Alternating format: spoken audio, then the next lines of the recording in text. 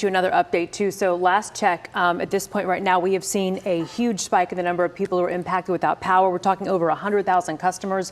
That's from just less than 10 minutes ago. We were about 60,000. Now we knew this would happen because we were anticipating with all this wind coming through, this is going to be a problem. We've been watching our reporters deal with this across North Texas with transformers blowing. Yeah, Natalie Haddad was at a 7-Eleven up in Collin County, and Natalie, the lights went on and off and on and off, and now it looks like they're kind of halfway on for you.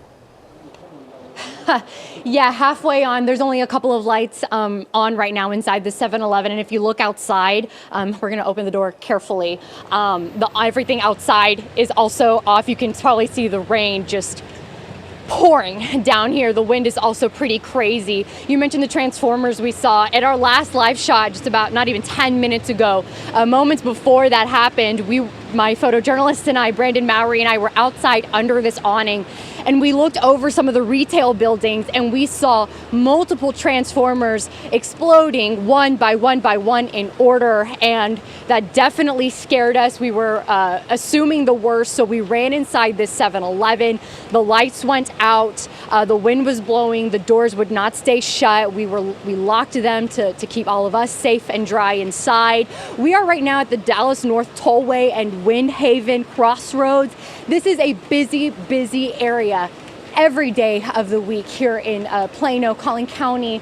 And my biggest suggestion is to just stay off the roads right now. Not only is it just extra dark out here, but the visibility is not going to be good with the rain and wind as it is right now.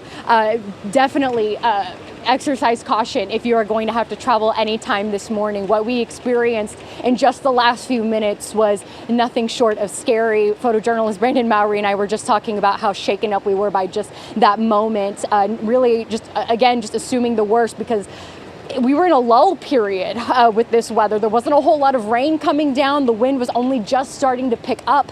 And then by the time we ran inside and got inside the 7-Eleven, again, transformers blowing up, rain pouring, wind going in all different sorts of directions. And it was just a very spooky time for those involved, including for those that we've been talking to inside this 7-Eleven. So please exercise caution today, especially if you have to head out on the roads. Nothing I would suggest doing until these storms move out of the North Texas area. Speaking of which, Greg, I'm going to send it over to you. You have much more information on how fast this is going to get through our area. Oh, yeah, it's moving very quickly, but thanks for that update there, Natalie. Stay safe out there. Let's go back to radar quickly. We do want to get to our timecast, let you know how long this is going to be sticking around, but let's kind of just reset and show you what radar is looking like right now across the area. Several warnings in effect all across the Metroplex right now with these damaging winds that we're dealing with. Up over 60 miles per hour we're talking about with these winds approaching 70 in some cases. So Natalie talking about all the power outages that she was doing her live shot from in the dark there. So that just lets you know what we're dealing with this fast moving line of storms. A little farther west out into the western parts of Tarrant County,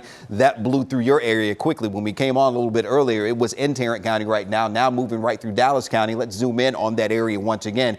Brittany Moncrief was in Dallas a little bit earlier. She had to get inside as those storms worked their way in with these strong winds that we're talking about across the area now. So just east of Dallas, getting up into Collin County, where we do have those strong winds blowing into that area right now. So again, these are going to be over 60 miles per hour, certainly capable of snapping large trees. We've gotten some reports of that as well. Overturned semis out there and RVs as well across North Texas and in and around the Metroplex. So these are some strong winds that we're going to be dealing with this fast moving system. And again, it is moving very quickly. So as we head toward the end of the morning rush, this is going to be winding down across the area over the next few hours here as we put on the velocity mode. And you can see the winds associated with this system here indicated by the whiter colors there. So those are those strong winds that we have been talking about with the velocity as well.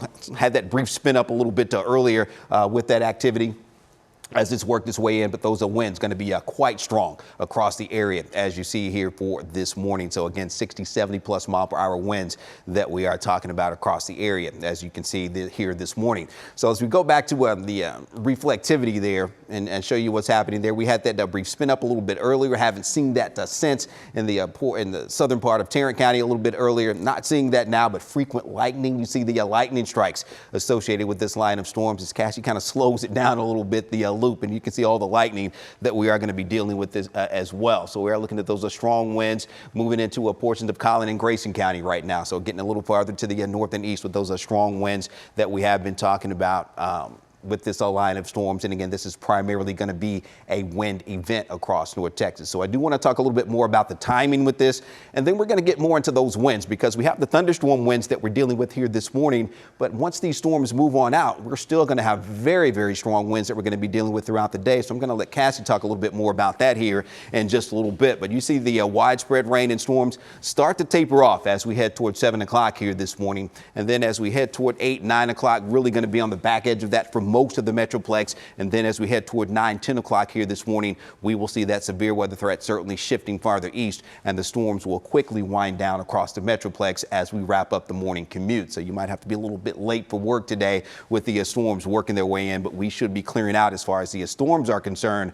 But behind this system, as it works its way on out, we are going to have some very strong west and northwest winds that we're going to be dealing with throughout the day. So even with the thunderstorm winds, 60, maybe 70 miles per hour here this morning, we will have some strong winds that we're going to be dealing with later today as well. Now, the storms do move out. We're still looking at that possibility, though, that we will have that severe weather threat across the area a little bit later on today. So there's the tornado watch. It goes until 11 o'clock. But as the storms move east, the counties west of the line of storms will get canceled from the watch. But we will continue to watch for those brief spin-ups. But again, primarily a damaging wind event across the area with that severe weather threat moving farther east here as we go through the day here on your Tuesday. So I do want to bring in Cassie again, talking about those winds. Once these storms move on out, the thunderstorm wind threat will die down, but we're going to have those strong winds behind this system as well throughout the day.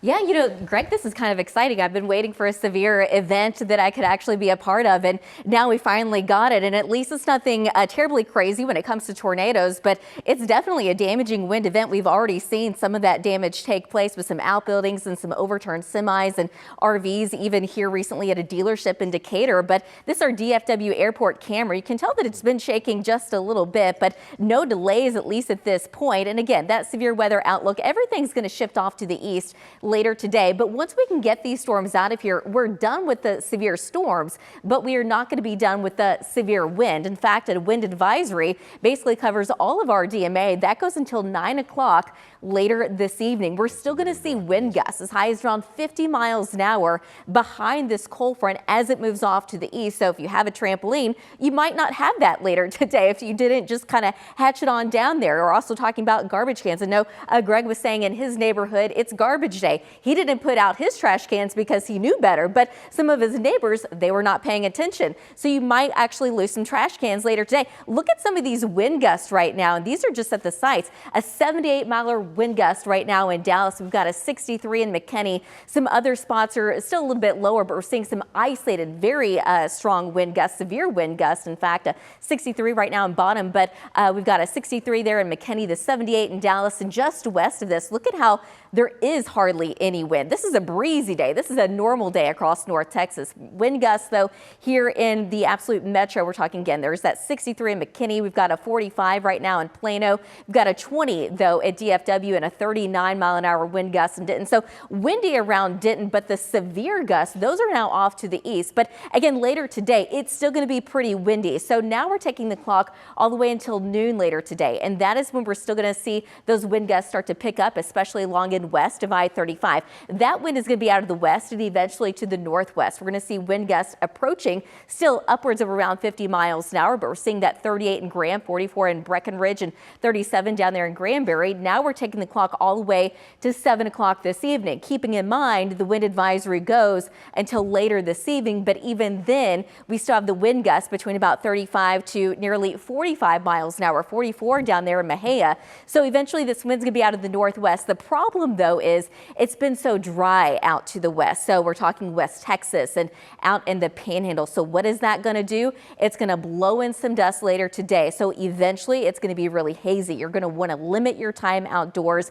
It's not going to be a really great day to be out there. We're going to have a whole lot of wind. We're going to have a lot of dust. The visibilities could be a little bit lower, but there's also going to be that fire threat. The fire threat, I think, today stays west of I-35, but we're going to be in that elevated category and some of our northwest counties. But the farther south and west that you go, we're actually going to be in that critical category because it has been so dry. We're expecting wind gusts over 50 miles an hour. And of course, eventually very warm temperatures behind this cold front. We're not really cooling down necessarily. Temperatures will be back into the 60s.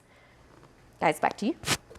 All right, thank you very much there, Cassie. We are looking at talking about those winds that we're still going to be dealing with outside of the thunderstorms here this morning. So we will still have that threat for some strong and severe thunderstorms as we go through the day today. But there is the forecast over the next 14 days for you, as we are looking at those temperatures that cool down slightly as we get into tomorrow. But then we do warm back up, getting into the 70s, another bit of a cool down as we get into the early part of next week there. And then we'll see the rest of that 14-day forecast back into the upper 70s heading on into next week.